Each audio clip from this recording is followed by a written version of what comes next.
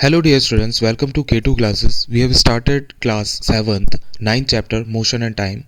We have discussed a lot in this chapter like how the motion work and what are the types of motion are here in the science of 9th class, and then how the activities are there, and we also discuss about the speed. What is the how we calculate the distance or speed's formula. We have discussed about the formula of speed, like speed equal to total distance covered in total time taken. Okay, and we also discuss about the non-uniform and uniform motion. Now we are discussing about measurement of time. Okay, the 9.3 heading, measurement of time. If you did not have a clock, how would you decide what time of the day it is? अगर आपके पास कोई clock ना हो तो आप कैसे decide करेंगे कि क्या टाइम हो रहा है दिन में, क्या टाइम हो रहा है ऑफ द डे? ठीक है. If you ever wondered how our elders could tell the approximate time of the day by just looking at shadows. आप ये जानते हैं कि कैसे एल्डर्स अपने पुराने टाइम में, जब वॉचेस नहीं होती थी, तो कैसे शैडोज़ को देखकर अप्रोक्सीमेट टाइम का पता लगा लेते थे. How do we measure time intervals of a month a year. और कैसे मेज़र करते थे मंथ और ईयर का टाइम टेबल, कि कैसे वो इतना टाइम हो रहा है, मंथ हो जा रहा है या ईयर हो गया है. ठीक है, कैसे पता लगाते थे, क्योंकि पहले तो ऐसे इतनी टेक्निक्स नहीं थी, ना कैलेंडर्स थे. ठीक है.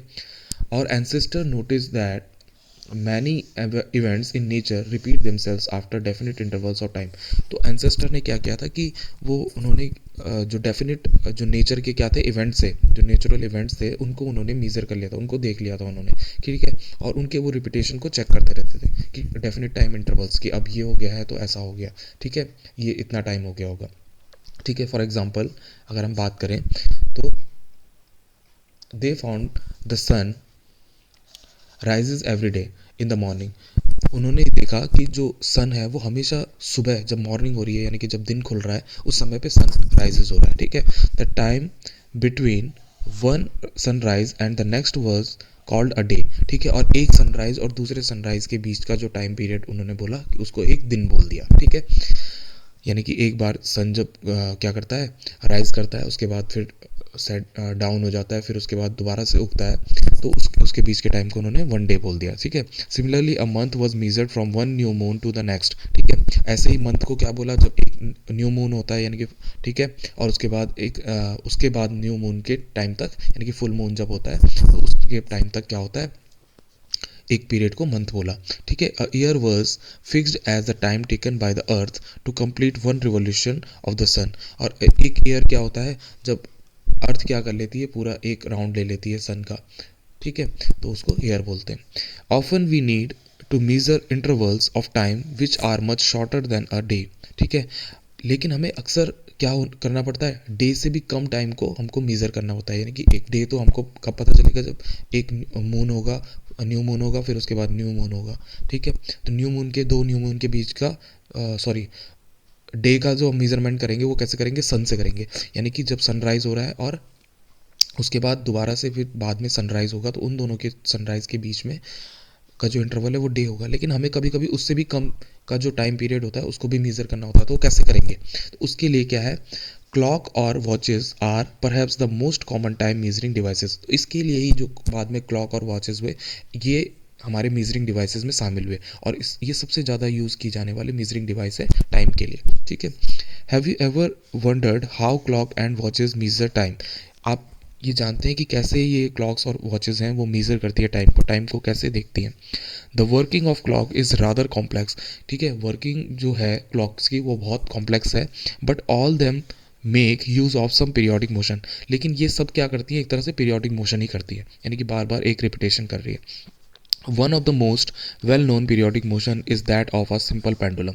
सबसे ज़्यादा पॉपुलर जो एक पीरियोडिक मोशन है, जो सबसे ज़्यादा कॉमन है, वो है सिंपल पेंडुलम. ठीक है. आपने वॉचेस में भी देखा होगा सिंपल पेंडुलम. ठीक है. इस तरह से here and there to and fro motion करता है. ठीक है. इधर से उधर. ठीक है. तो इस तरह का ये सिंपल पेंडुलम क्या है, एक कॉमन क्या है, पीरियोडिक मोशन का एग्जाम्पल है. इसके बाद हम देखते हैं, ये आपका क्या है, पेंडुलम है. पेंडुलम्स के डायग्राम दिए हैं आपको सिंपल पेंडुलम के। अब इनका मोशन को देखते हैं कैसे करते हैं, ठीक है।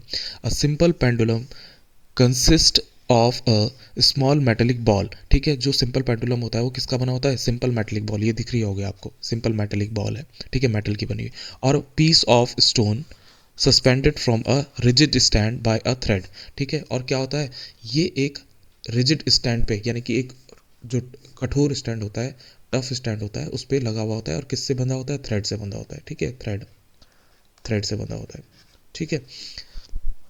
इसके बाद the metallic ball is called the bob of the pendulum, ठीक है, इसे बॉब भी कहते हैं, Bob, Bob of the pendulum, ठीक है। इसके बाद figure 9.4 shows the pendulum at rest in its mean position, ठीक है, कि जो पेंडुलम आपको ये बता रहा है ये अभी रेस्ट फेज में है, यहाँ पर ये क्या है, रेस्ट फेज में, यानी कि सीधा खड़ा है, ठीक है, तो इसकी रेस्ट फेज बोलते हैं इसको। When the bob of the pendulum is released after taking it slightly to one side, ठीक है, अगर हम बॉब को एक साइड स्लाइटली एक साइड ले जाते हैं, यानी कि मान लिया हम ए साइड की तरफ ले गए इसको पकड़ के, ठीक है, और अब इसे क्या कराते हैं, it begins to move it and fro to and fro.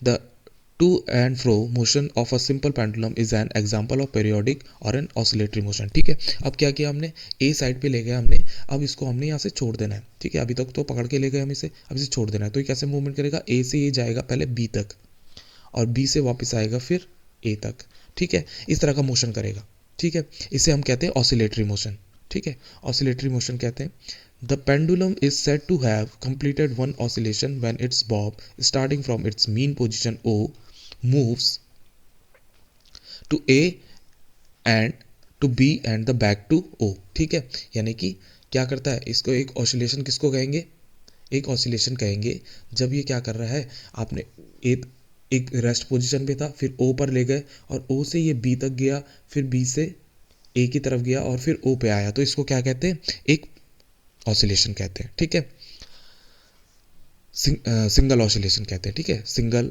Round of oscillation, ठीक है। The pendulum also completes one oscillation when its bob moves from one extreme position A to the B other extreme position B, ठीक है। एक oscillation हम कब कहते हैं, जब ये जो पेंडुलम है वो ए पोजीशन से जाके बी पोजीशन पे जाता है, और बी से फिर वापस ए पे आता है, तो इसको एक ऑसिलेशन हम कहते हैं, and come back to A, ठीक है। The time taken by the pendulum to complete one oscillation is called the time period, ठीक है। जब ये पूरा एक ऑसिलेशन कर लेता है, यानी कि ए से बी की तरफ गया और बी से वापस ए की तरफ आया, तो इसे हम कहते हैं टाइम पीरियड, यानी कि एक ऑसिलेशन हो गया तो इसे हम टाइम पीरियड कहते हैं, ठीक है। एक्टिविटी 9.2 में हम क्या क्या देखते हैं, set up a simple pendulum as a shown in figure 9.4 with a thread or string of a length nearly 1 metre, ठीक है, आपने 1 मीटर के अराउंड लेंथ लेनी है स्ट्रिंग की, और आपने ऐसी पेंडुलम बनाना, ठीक है। Switch off any fans nearby, let the bob of the pendulum come to rest at its mean position, ठीक है। अब आपने कोई जितने भी फैन है वो आपने स्विच ऑफ कर देने ताकि पेंडुलम पे इफेक्ट ना पड़े। Let the bob of the pendulum come to rest at its mean position, उसको आपने रेस्ट की पोजीशन में रखना है जो बॉब है। Mark the mean position of the bob on the floor below it और on the wall behind it, ठीक है। अब आपने इसकी जो पोजीशन है, बॉब की जो अभी पोजीशन है, जो रेस्ट पोजीशन है, उसको आपने मार्क कर देना है कहीं पे, ठीक है, या तो उसकी बैक साइड पे कर देना है, जहाँ पर पेंडुलम लटका है उसकी बैक साइड वॉल होगी, उस पर मार्क कर देना है। To measure the time period of the pendulum we will need a stop watch, अब एक स्टॉप वॉच में आपने देखना है कि पेंडुलम का टाइम पीरियड कितना आ रहा है, ठीक है, उसके लिए हमको उसको स्टॉप वॉच लगानी है। However if a stop watch is not available, a table clock और a wrist watch can be use, ठीक है, आप रिस्ट वॉच और टेबल क्लॉक का भी यूज़ कर सकते हैं। To set the pendulum in motion, ठीक है, अब आपने पेंडुलम को मोशन में सेट करना है, ठीक है। Gently hold the bob and move it slightly to one side, अब आपने बॉब को जेंटली आपने ले जाना है, ऐसे जोर से नहीं खींचना है, आराम से ले जाना है, और उसको स्लाइडली वन साइड से मूव कराना है, ठीक है। Make sure that the string attach to the bob is taut while you displace it, ठीक है, आपको ये ध्यान देना है कि स्ट्रिंग अच्छे से बंधी होनी चाहिए जो ऊपर बॉब जिससे लटका है, ठीक है। Now release the Bob from its displaced position, अब बॉब को आपने रिलीज करना है उसकी डिस्प्लेस पोजीशन से, जहाँ से आपने देखो रेस्ट पोजीशन पे था, आपने डिस्प्लेस किया उसको, फिर आपने वहाँ से उसको रिलीज कर देना है, ठीक है, छोड़ना है। Remember that the bob is not to be pushed when it is release, ठीक है, आपने ये ध्यान देना है कि आपने उसको पुश नहीं करना है, धक्का नहीं देना है, सिर्फ अपने हाथ में जो आपने उसको डिस्प्लेस्ड पोजीशन में रखा था, यानी कि रेस्ट पोजीशन से आपने उसको एक ए पोजीशन पे ले गए और उसके बाद आपने उसको धीरे छोड़ देना है, ठीक है, प्रेस नहीं करना है। Not the time on the clock when the bob is eight its mean position, आपने नोट करना है टाइम को ऑन द क्लॉक, क्लॉक में आपने नोट करना है when the bob is eight its mean position, जब जो बॉब है वो इसकी मीन पोजीशन पे आ जाए, यानी कि ओ पे आ जाए, ओ पे, ठीक है, ओ पे जो इसकी मीन पोजीशन है उस पे आ जाए, ठीक है। Instead of mean position you may note that the time when the bob is at one of its extreme position, measure the time the pendulum takes to complete 20 oscillation, ठीक है।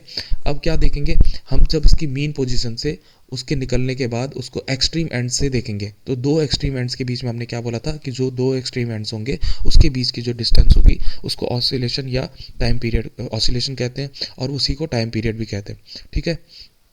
Record your observation, अब आपने अपनी observation को record करना है, ठीक है।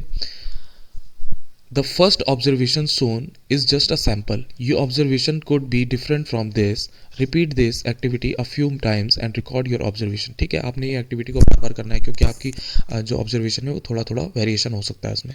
Bye dividing the time taken for 20 oscillation by 20, get the time taken for one oscillation, ठीक है, अगर आपने 20 ऑसिलेशन किए हैं उसने, तो आपने 20 से उसको डिवाइड कर देना, एक ऑसिलेशन निकल जाएगा आपका, ठीक है।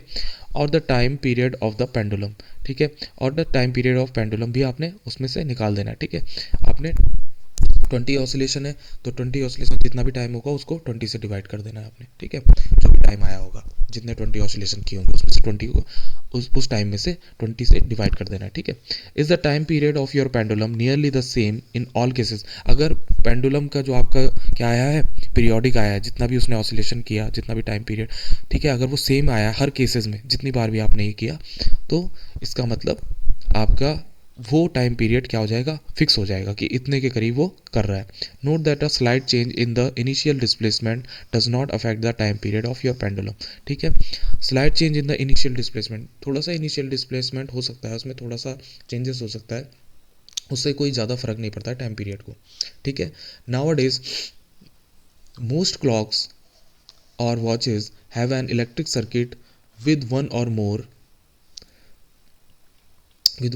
सेल्स, ठीक है। क्या है आजकल, क्या है now it is most clock और watches have an electric circuit, आजकल उनमें इलेक्ट्रिक सर्किट लगा है जिसमें कि एक या एक से ज़्यादा सेल लगे होते हैं, ठीक है, वॉचेस में। These clocks are called quartz clock, इन जो क्लॉक्स होती हैं उनको क्या कहते हैं, क्वार्ट्ज क्लॉक्स कहते हैं। The time measured by quartz clock is much more accurate then that by the clock available earlier, ठीक है। इन क्वार्ट्ज क्लॉक में जो टाइम होता है वो बहुत ज़्यादा एक्यूरेट होता है, जो पहले वॉच होती थी उनसे बहुत ज़्यादा एक्यूरेट होता है इनका, इसलिए इनका यूज़ करते हैं, ठीक है।